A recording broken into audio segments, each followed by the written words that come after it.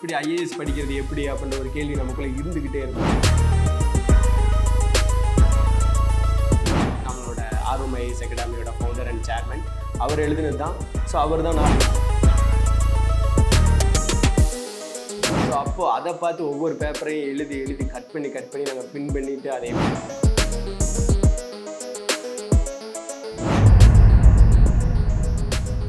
IAS படிக்கிறது எப்படி அப்படின்ற ஒரு கேள்வி நமக்குள்ளே இருந்துக்கிட்டே இருக்கும். ஸோ கேள்வியில் இருக்கும்போது அந்த கேள்விகளுக்கு விடையளிக்கிற மாதிரியான ஒரு ஆர்டிக்கல் வந்து தினமணியில் எழுதிட்டு இருந்தாங்க. அதில் தான் வந்து நாளை நான் ஐஏஎஸ்ன்னு சொல்லிட்டு ஒவ்வொரு ஆர்டிக்கல் எழுதிட்டு இருந்தாங்க.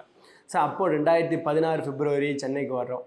ஸோ அந்த டயத்தில் வந்து பார்த்திங்க அப்படின்னா அப்போது சார் நம்ம இளம்பகவத் ஐயா ஐஏஎஸ் சார் வந்து பார்த்திங்கன்னா அப்போது பீக்கில் இருந்தாங்க. அப்போது வந்து பார்த்திங்கன்னா மிகப்பெரிய ஒரு இன்ஸ்பைரேஷனாக இருந்தாங்க.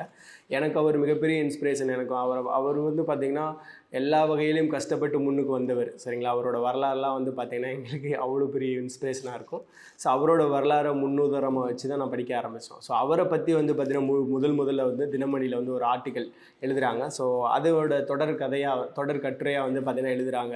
நாளை நான் ஐஏஎஸ் ஆகிறதுக்கு என்னென்ன பண்ணணும், எப்படியெல்லாம் பண்ணியிருக்காங்க அப்படின்ற ஒரு வழிகாட்டுதலோட பின்புல வரலாற்றத்தோடு எழுதின அந்த ஒரு புத்தகம் நாளை நான் ஐஏஎஸ். சரிங்களா? ஸோ அதை புத்தகமாக அதை எழுதினவர் மு. சுபிக்குமரன் ஐயா தான், நம்மளோட ஆர்வம் ஐஏஎஸ் அகாடமியோட ஃபவுண்டர் அண்ட் சேர்மன். அவர் எழுதினது தான். ஸோ அவர் தான் நாளை நான் ஐஏஎஸ்ன்னு எழுதினார். அந்த புத்தகம் அந்த எழுதின தினமணியில் எழுதின ஒவ்வொருவரையும் வந்து பார்த்திங்கன்னா ஆர்டிக்கலையும் புக்காகவே போட்டிருந்தார். ஸோ அப்போது அதை பார்த்து ஒவ்வொரு பேப்பரையும் எழுதி எழுதி கட் பண்ணி நாங்கள் பின் பண்ணிவிட்டு அதை எப்படி படிக்கிறதுன்றது அங்கேருந்து நம்ம வந்து நம்மளோட ஜேர்னி ஸ்டார்ட் பண்ணோம்.